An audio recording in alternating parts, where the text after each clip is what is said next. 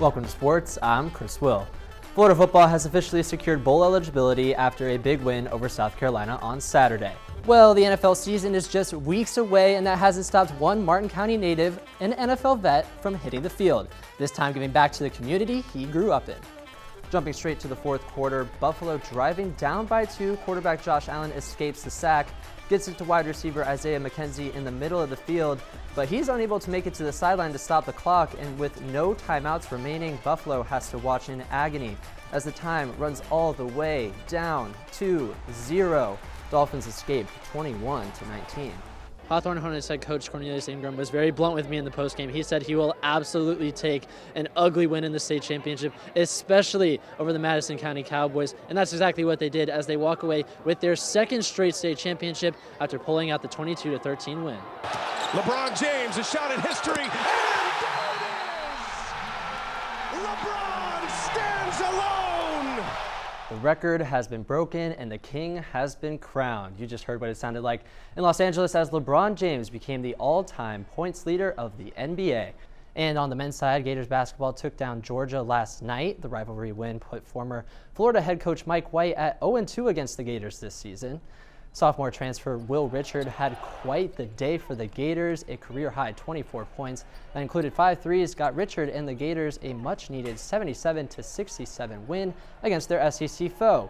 Well, Jensen, the only guarantee I have for tonight's game is that basketball will be played on the court behind me, but Colin Castleton won't be a part of it for the Gators. And they'll be looking to bring that to the homecoming game. And speaking of homecoming and that noon kickoff, Mr. Two Bits will be Florida Gator great Chandler Parsons. Back to you guys. Johnson has been on a tear for the Wildcats. In the opening minute of this one, he puts it into the stands on the defensive end and makes his presence felt at the end of the half to put Kansas State up by 5.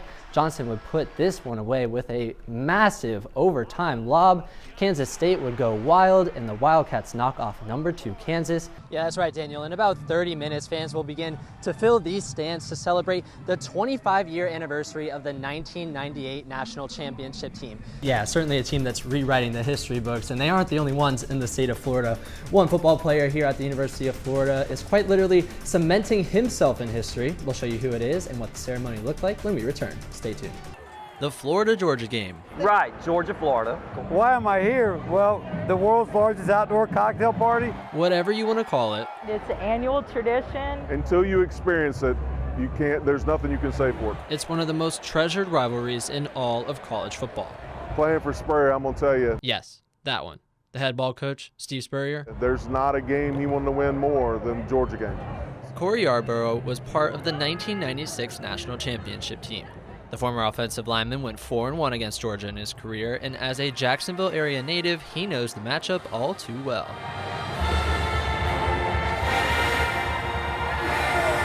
Man, I remember as a kid that we would work in the stadium and volunteer with Boy Scouts. Starting from the age of 8. So we would sell drinks in the stadium, like the sodas and stuff. But the atmosphere surrounding the game goes well beyond the stadium walls. It encapsulates itself in RV City. We get here very early, and most of these people have been here since Tuesday night. For a 3:30 game on Saturday. Partying and all of that. And it's just everyone wants to have a good time, and everyone wants their team to win. Southern Soul, colorful cornhole, and of course rows of RVs scattered Lot E near TIAA Bank Field. It provides everything you need. I've got all the creature comforts of home. I call this my condo on wheels. It's all a part of the festivities that have kept people like Yarborough coming back to the annual matchup. He says he's only missed 3 games in the last 35 years. Now, the tradition, rivalry, and hoopla are a way to keep family memories alive. I came with my parents, my mom passed away last year and my dad the year before. So a lot of significance here, a lot of good times. And despite the intensity of the rivalry, RV City, Alligator Alley, and the world's largest outdoor cocktail party are like a new family for Yarborough, even if they don't always get along. Well, you see each other every year. So it's like that, you're getting together with the cousins you love but you hate also. Okay, it's a love-hate. And as fans descend upon the stadium for the 100th meeting between the Bulldogs and the Gators, the party in Duval has just begun. a party over pigskin that turned extended family of orange and blue into a family blended with red and black. In Jacksonville, Chris Will, WUFT News. The creation of the football field is a sacred task, one that requires patience, precision, and a little bit of paint. An over 57,000 square foot canvas with one of the most vital pieces falling to one man.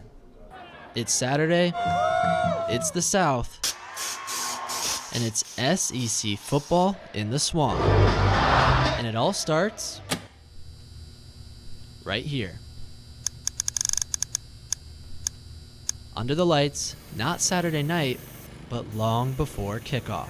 They do their job, and we have done our job.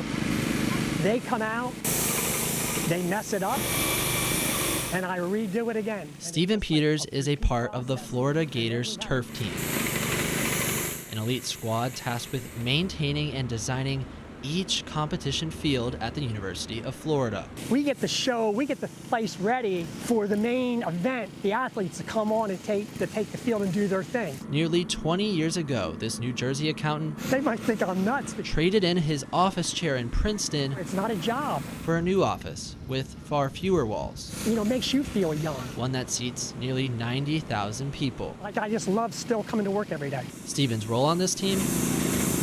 Painting the lines. Every Gator game for nearly 2 decades. I take pride in those lines. They probably have to be pretty straight. It's a piece of the puzzle that is preparing for a Gators game day.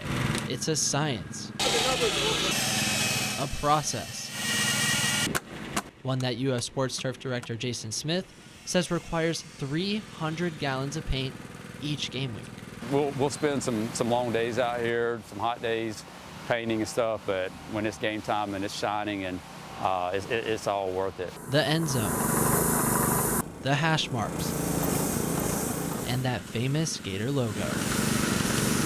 Every detail matters. There's nowhere to hide when it's on ESPN, or CBS, so it just pushes you to be perfect. But Steven says those lights never get too bright. If you think there is pressure, then you might feel the pressure. You just have to act like, for instance, when I go and do these lines, there's pressure to make it straight, but you just can't think that. You just have to just do it. The soon-to-be 72-year-old knows a thing or two about big moments. He's been around for many of them. Steven painted the lines during the 2006 and 2008 national championship seasons, like an artist putting his paint on the canvas of one of the most iconic atmospheres in college football.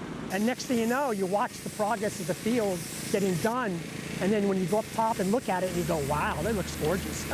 Over 100 years worth of teams, players, and coaches have cemented their legacy into the walls of Ben Hill Griffin Stadium. And after 20 years of service to the historic venue, Steven may soon be leaving his last mark. But it's hard for me to do it because I love it so much. I know once I leave, I can't come back. An artist fighting with the reality We're getting there.